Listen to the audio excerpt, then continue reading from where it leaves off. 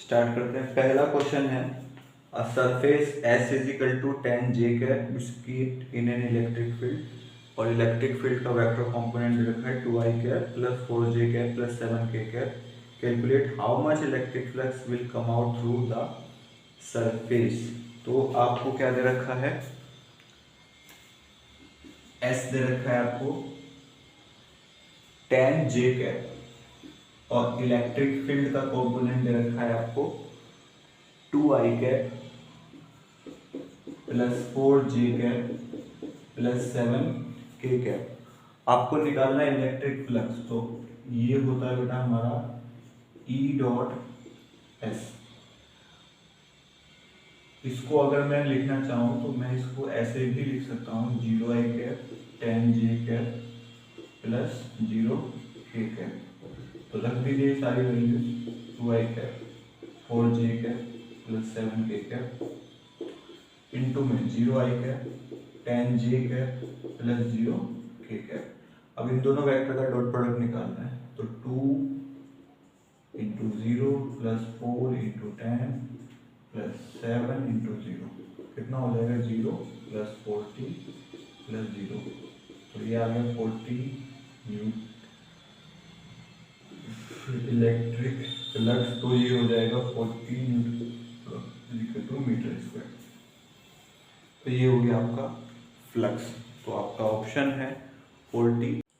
Next question है हमारे पास में a point charge q is placed at the center of a hemisphere. Find the electric flux passing through flat surface of hemisphere. तो पूरे sphere के लिए जो हमारे पास में फ्लक्स होगा q बाय एप्सिलॉन नॉट और ये किसके बराबर होगा, half flux from curve surface plus half flux from plane surface.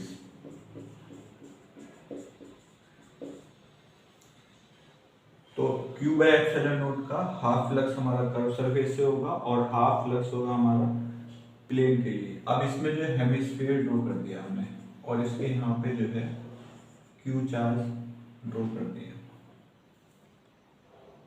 तो प्लेन सरफेस के लिए कितना हो गया, तो ये जो प्लेन सरफेस है ये हाफ पार्ट फ्लक्स जनरेट करेगा। तो हाफ का मतलब Q बाय एप्सिलॉन नॉट का half Q by 2 epsilon naught. ये होगा आपका करेक्ट। नेक्स्ट क्वेश्चन है what should be the flux link with the Q if a point charge Q is placed at one corner of a cube। तो एक corner पे अगर हमने cube के चार्ज को रख दिया तो हमारा फ्लक्स कितना होगा। तो देखिए सबसे पहले तो हम इसकी जो फिगर है वो ड्रॉ कर लेते हैं। वो कुछ इस तरीके से हमारा होगा।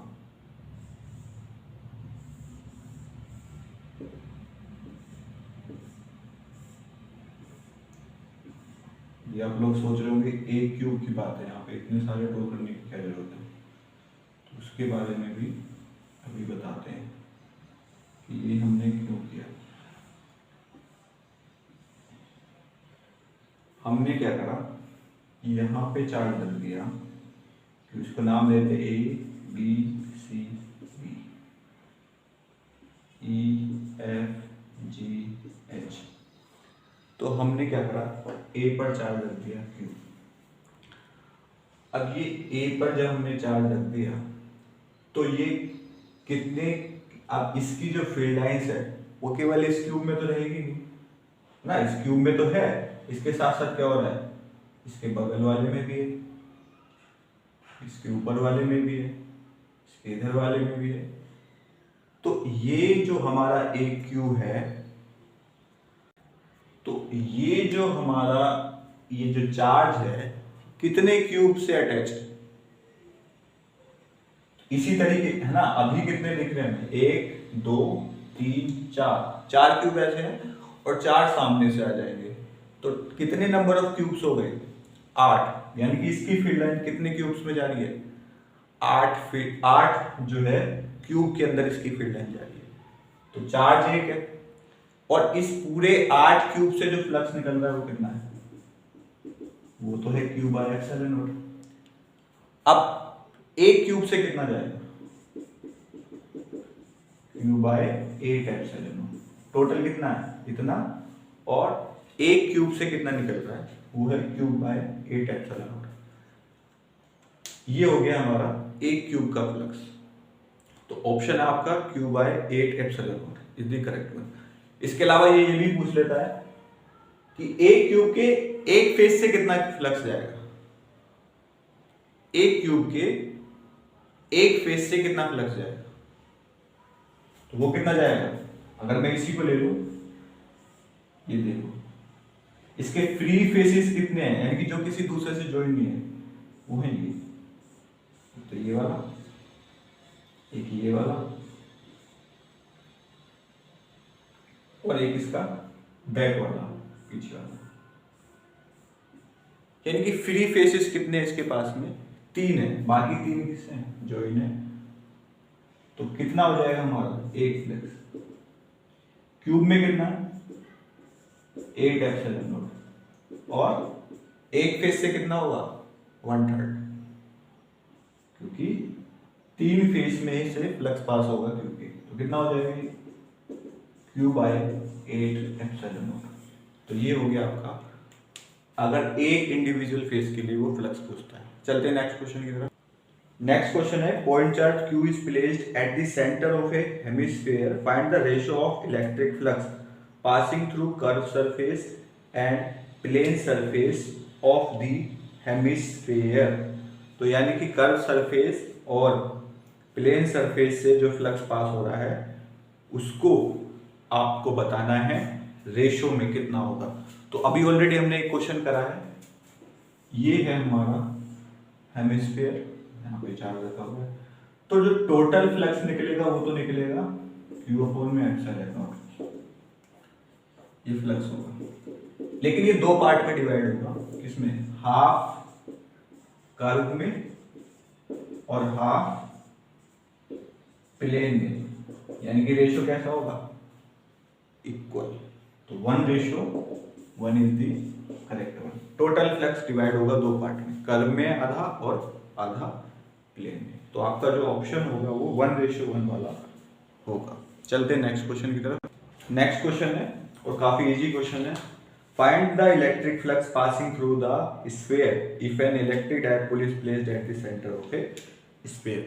जब हमने एक स्फीयर के अंदर डायपोल को रख दिया, यानी कि 2 इक्वल एंड अपोजिट चार्जेस को आपने प्लेस कर दिया, तो नेट इलेक्ट्रिक फील्ड लाइन जो होंगी वो पास आउट नहीं होंगी, बाहर नहीं आएंगी, तो फ्लक्स जनरेशन क्या होगा, 0।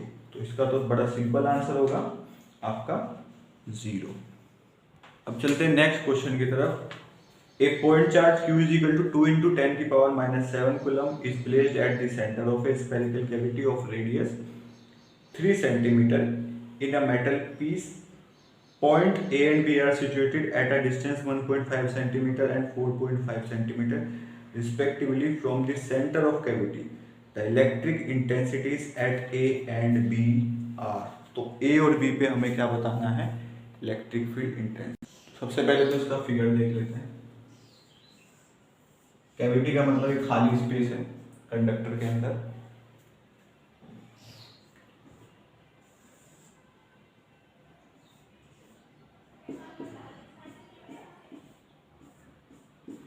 कुछ इस तरीके का हमारा जो है वो फिगर है। सेंटर ये है और पॉइंट ए है और ये पॉइंट बी है। अब ए की जो ए पॉइंट है वो है कितने पर, 3 सेंटीमीटर के आसपास है, और बी कितना है, बी जो है हमारा A and B are situated at a distance 1.5 centimeter and 4.5 centimetre, sorry जो हमारा ए है वो है 1.5 सेंटीमीटर पे सेंटर से, और जो बी है वो है 4.5 सेंटीमीटर पे। और जो स्फेरिकल कैविटी की जो रेडियस है, यानी कि इसकी जो रेडियस है वो कितनी है, वो 3 सेंटीमीटर है। R is equal to 3 centimetre. अब देखो ये कंडक्टर के अंदर एक कैविटी है, तो कंडक्टर के अंदर तो फील्ड इंटेंसिटी 0 होती है, लेकिन ये कैविटी है यानी कि खाली स्पेस है, तो वहां पे तो फील्ड इंटेंसिटी हो सकती है। तो इसका फॉर्मूला क्या होता है, Q अपॉन में 4πε0 R²। तो इस सर्कल की रेडियस कितनी, 3 सेंटीमीटर, तो यहाँ पे तो होगी 1/4πε0 Q अपॉन में 3 का स्क्वायर। ये फील्ड इंटेंसिटी कहाँ होगी, जब R की वैल्यू 3 से छोटी होगी या 3 तक होगी, तो वहां उसके लिए तो ये वैल्यू होगी। अब इसको सॉल्व करते हैं, तो वैल्यूज रखते हैं जरा एक बार। इसने फील्ड इंटेंसिटी पूछा है ए पर, तो ए की तो वैल्यू हमारी हो जाएगी 1.5, तो इसको सॉल्व करते 9 × 10⁹ और Q की वैल्यू हमें दे रखी है 2 × 10⁻⁻7 अपॉन में 1.5 × 1.5 × 10⁻⁻2 × 10⁻⁻2। तो जब इस पूरे नंबर को आप सॉल्व करोगे तो ये आएगा ऑलमोस्ट 8 × 10⁻6 न्यूटन पर कूलम। इसके आसपास ही आपका आएगा ए पर इलेक्ट्रिक फील्ड डेंसिटी। और बी क्या है, वो कंडक्टर का पार्ट है, वो कैविटी का पार्ट नहीं, तो यहाँ पे तो क्या हो जाएगी 0। तो एट ए पे तो ये हो गई, और एट बी पे क्या हो जाएगा 0। चलते हैं नेक्स्ट क्वेश्चन की तरफ।